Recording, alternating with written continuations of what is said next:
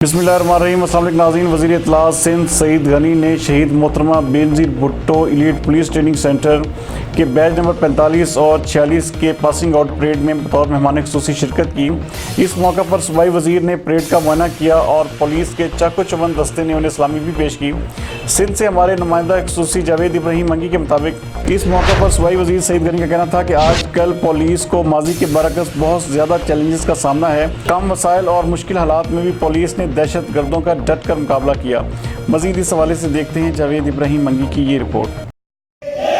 वतन अजीज में आइन और कानून की बालादस्ती कायम रखने के लिए को मेहमान खुसूसी की जानिब से गोल्ड मेडल, सीसी फर्स्ट और कैश रिवॉर्ड से नवाजा गया।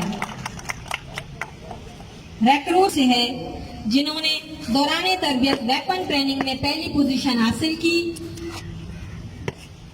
जिनको मेहमान खुसूसी की जानिब से गोल्ड मेडल, सीसी फर्स्ट और कैश रिवॉर्ड से नवाजा गया। Lady recruit constable Nazia